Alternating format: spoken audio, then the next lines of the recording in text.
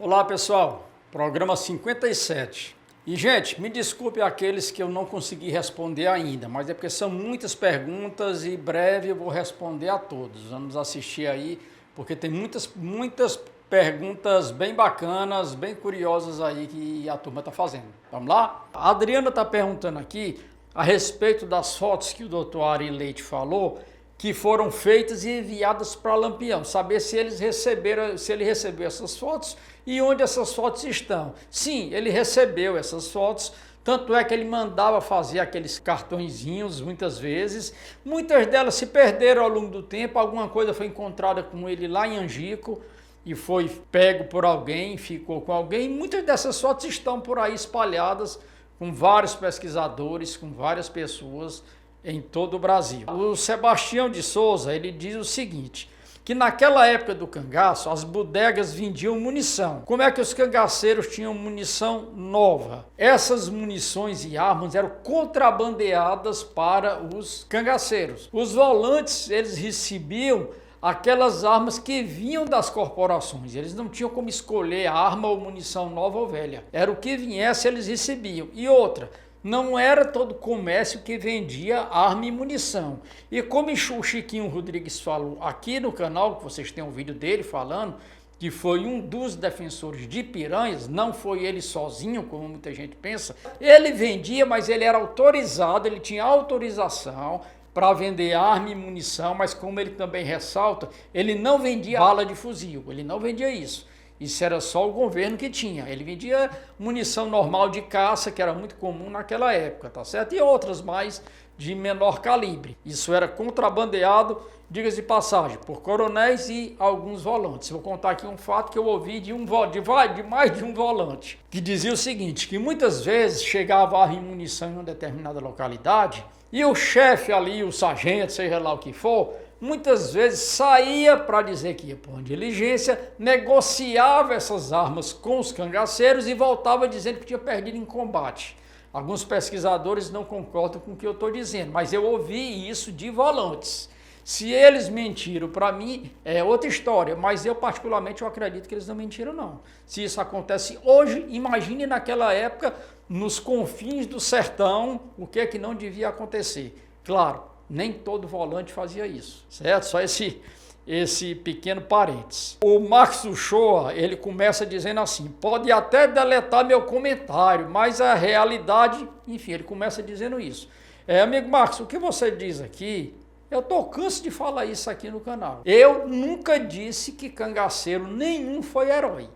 Eu nunca disse também que policial nenhum foi herói. Existiam policiais volantes e cangaceiros de formas bem diferentes, tá certo? Eu particularmente, eu não conheço nenhum ato de bondade, digamos assim, de Lampião ter feito por alguma comunidade, por alguma fazenda, tipo chegar, digamos, numa pequena vila e dizer, tá aqui um dinheiro aqui, vão construir aí uma casa, vão construir uma escola, vão isso, aquilo. Eu desconheço, tá certo? O que Lampião fazia era distribuir dinheiro miúdo, geralmente moedas, entre aquelas pessoas que iam ali para vê-lo, ou as pessoas necessitadas, crianças, enfim, ele dava aquilo ali quase como esmola, digamos assim. Mas ato de bondade, de heroísmo, eu desconheço. Agora, existem atos de heroísmo que muita gente fala de coragem, digamos, colocar a própria vida em risco para salvar um companheiro, ou de volante ou de cangaceiro. Isso existiu sim. Queiramos ou não, isso é um ato de heroísmo para eles, não para a sociedade. Eu não sei se eu me fiz entender. E dentro das volantes, eu já cansei de dizer isso aqui, outros colegas pesquisadores também dizem, existiram volantes que foram tão cruéis ou pior do que alguns cangaceiros, porque eles estavam ali para proteger a população e não para barbarizar a população. Então isso que o amigo falou aqui no começo, pode até deletar meu comentário, o que você diz aqui é o que todo mundo sabe. Apenas aquelas pessoas, digamos, que têm um pensamento assim, que não enxergam o outro lado, é que defendem com unhas e dentes todos os cangaceiros ou então todos os volantes.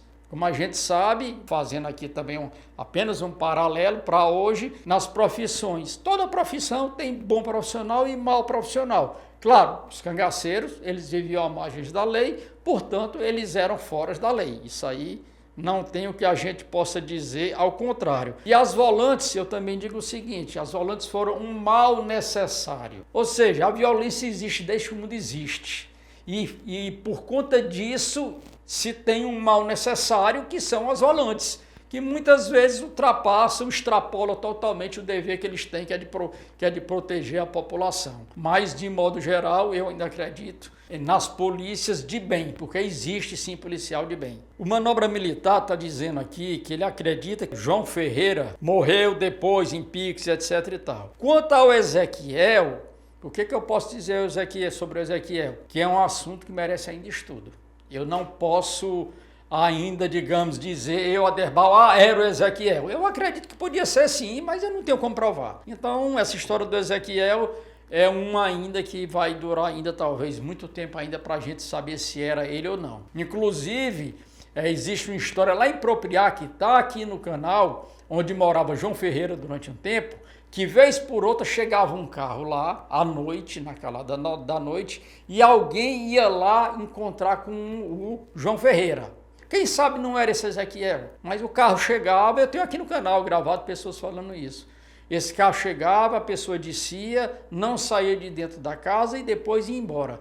Procure aqui no canal que vocês vão ouvir esse fato, tá certo? O Harry Cabral, ele falando aqui sobre o que eu falei, que lá em Limoeiro do Norte, nos anos 90, eu tive lá uma vez e fui numa fazenda e um senhorzinho me apresentou várias fotografias do cangaço que ele tinha guardado com ele e eram fotografias originais, dizendo, não só ele como outras pessoas já me falaram isso, para eu voltar a Limoeiro e ir atrás dessa fazenda. Gente, honestamente, eu não vou mais encontrar essa fazenda. Isso tem quantos anos? Foi nos anos 90 isso daí. Eu rodei em vários lugares, batendo de casa em casa, de fazenda em fazenda.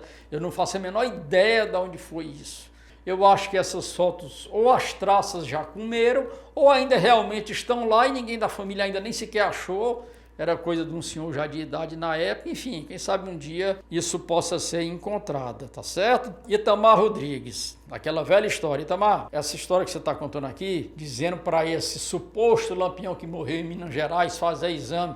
Amigo, esse suposto lampião de Minas Gerais, isso é uma farsa total e absoluta. Por que eu digo isso? Porque eu conheci o autor. O autor do livro, ele só lançou aquele livro porque eu e outros colegas, entre eles Paulo Gastão, Elosmir, enfim, a gente insistiu muito porque ele falava com a gente por carta e telefone e não dizia coisa com coisa, a gente insistiu para ele lançar o livro e ele lançou. E na hora que ele lançou, e teve um evento do Cariri Cangaço lá no Cariri que ele estava presente. E ele não teve a coragem de defender o livro dele, porque tudo que foi dito lá derrubava tudo que ele escreveu ali naquele livro. E para completar, agora, recentemente, lançaram outro livro com a mesma foto desse lampião de Minas Gerais, tendo morrido aqui em outra cidade, em Pão de Açúcar. A mesma pessoa morreu 2, 3 vezes, a mesma foto, do mesmo jeito, só que numa capa de um livro ele aparece de óculos e no outro ele aparece com tapa-olho, dizendo que era lampião. Então, amigo, isso aí é prego batido e ponta virada. O Zé Teixeira está falando aqui sobre o Ben-TV, que o João de Souza Lima disse que ele morreu lá pelo Raso da Catarina, e o pesquisador Robério Santos disse que achou a sepultura dele em outro local, que não, ele não morreu no Raso. Amigo, eu não tenho o que dizer a respeito disso. João de Souza Lima é um pesquisador aí que está aí na poeira da estrada há décadas, o Robério também está aí faz muito tempo, e o que é que eu acho em relação a isso?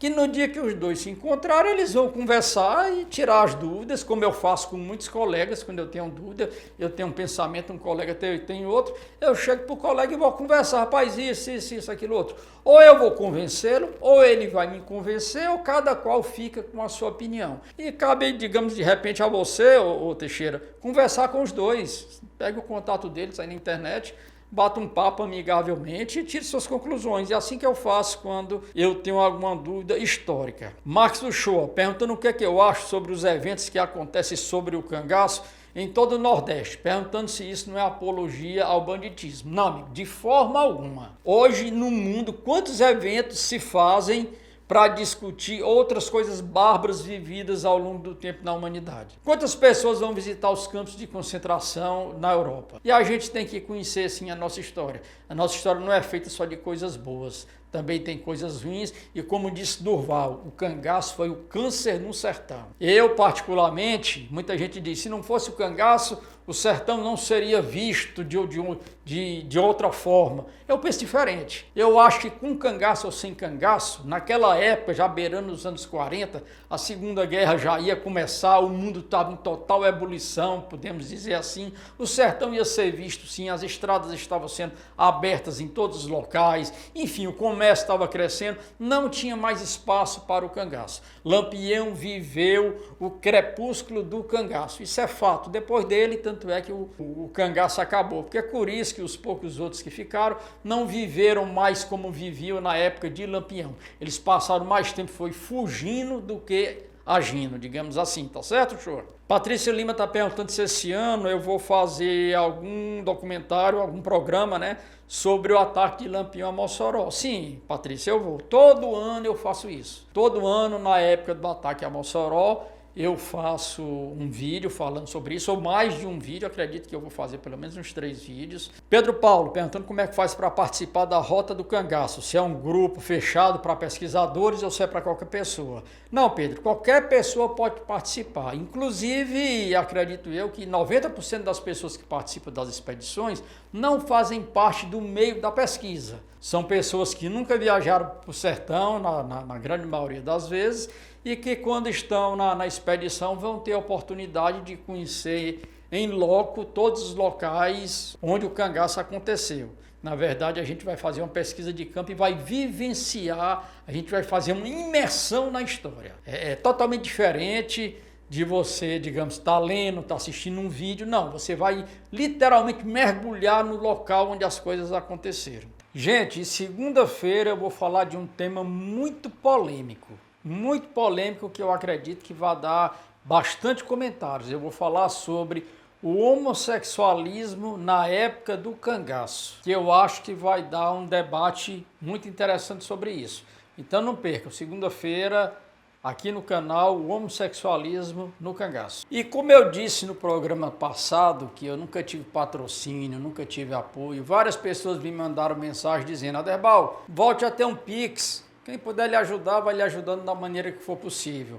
O que eu agradeço muito aí a sugestão. E eu vou deixar sim um Pix aqui novamente.